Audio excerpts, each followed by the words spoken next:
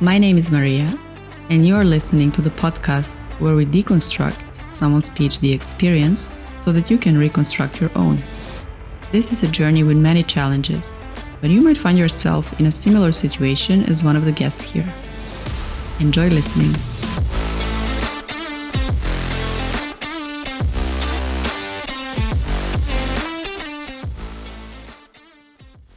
Hello, curious researchers. Today, I want to talk to you about different levels of mastery.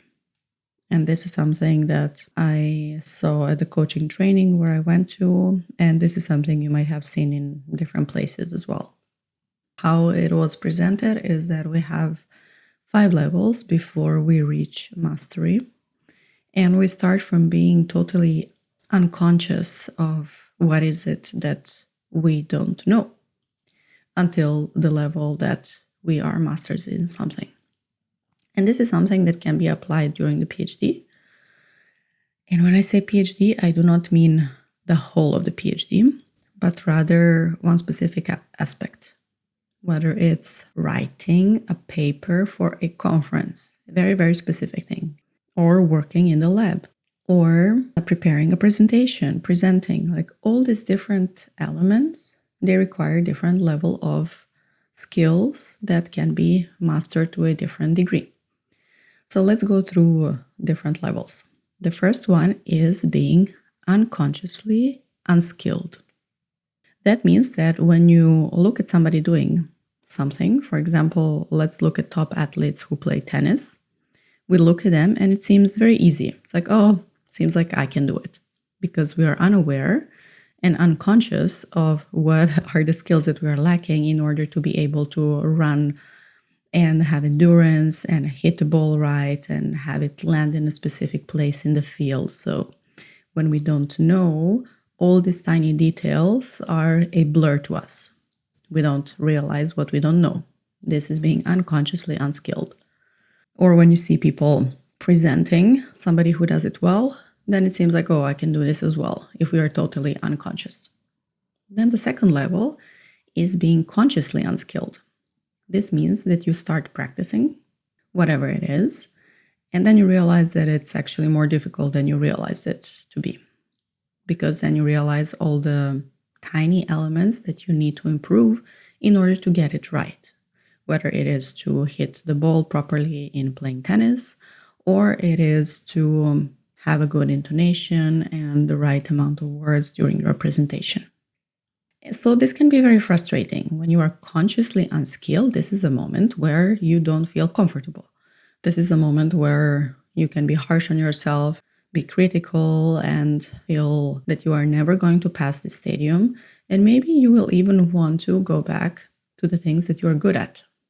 Because when we are not good at something and we feel uncomfortable, we want to escape and do like a quick win, that you do something that is good and it feels nice for your brain and you're like, okay, actually, I can do something. But can you allow yourself to pass through this stage and not be extremely critical towards yourself? Can you be conscious that you are a beginner? Can you give yourself some compassion and say, okay, I am a beginner and I'm still unskilled. I'm conscious that I'm unskilled, but I'm here to become skilled. So in this process that can last for a long time or a short time, there is really no right or wrong. Depends on the skill, depends on your previous knowledge, depends on your previous experience. The next level is becoming consciously skilled. Both levels are conscious, right? You're conscious that you don't know something, and then after many trials and errors, many repetitions, and then you get to the level where you are consciously skilled. You realize that you know how to do it. And I will give you an example of a friend who goes climbing, where it has been weeks that this person was trying to climb one specific track and was consciously unskilled, realizing, okay, I cannot do this. And maybe before, looking at the track, you are like, okay, it looks difficult, but maybe I can do it. So you are unconscious and unskilled. Then you start doing it, you're like, okay, I'm missing skills, consciously unskilled. And then this person gave time to try and try and try and see and look how other people do it and fail until one day did it. And this is not a moment that we can often predict. It's not like, okay, I'm going to give myself 2 months, and if I don't succeed in 2 months, then I'm a loser and I'm never going to try. It also depends how you make the journey. If you make the journey very difficult, then it is going to be suffering, so you will want to quit earlier. But if you make it interesting, if you make it also slightly challenging for yourself, where you don't criticize yourself like hell, then it can be fun. And then you go practicing being consciously skilled. Consciously skilled, you still have to be conscious of what you are doing. So it's not automatic at this point. At this point, you're very much aware. It requires still a lot of concentration, but you are convinced that you can do it. And it can be an experiment, for example, in the lab. First, you are unconsciously unskilled. Then you become consciously unskilled. Then over time, you become consciously skilled. And then the next level is being unconsciously skilled. It means that something is so automatic that you do it without even thinking. But this comes after putting a lot of focus on the activity that you are doing. And finally, the next level is mastery. This is when, you become a master in what is it that you do. And the thing is that once you become a master in one specific thing, it doesn't mean that you are master in everything else. It means that you are unconsciously unskilled in a bunch of other things, in majority of other things. So how can you be compassionate to yourself going through this process? We as PhDs, we tend to always looking for a new challenge to solve, but expecting that we are starting from the level of mastery. And this is something that can be devastating. Then we can go on to criticizing ourselves and even giving up altogether. Because if we expect to be masters in a skill that we have not practiced enough times, we don't allow ourselves to go through the whole cycle of being totally unconscious of what you don't know to becoming a master in something. And all of us are already masters in many things, but are also unconscious in many other things that we don't know. A total beginner. And finally, let me offer you this approach from a total beginner.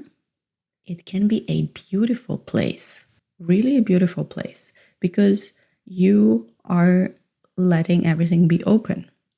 You are letting all the information come to you. You are not, let's say, discriminating information that come to you because you don't know which one is going to be important. So you are checking if any of it is going to serve you. And when we are masters, we're very quick in discerning, okay, this yes, this no, this yes, this no. So this is a trap that if we use this way of thinking to new things that we are trying, thinking that we know how to discern at a beginner's level, this is not entirely true.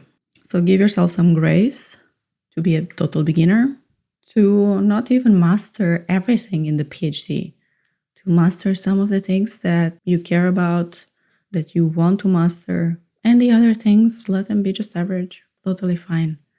Nobody is expecting that you are a master of everything, rather that you have your unique print, your unique set of capabilities and set of things that you have developed to the level of mastery so that you are really you. I'm curious to hear what's your experience with it, and I invite you to book a discovery call in the description link down below.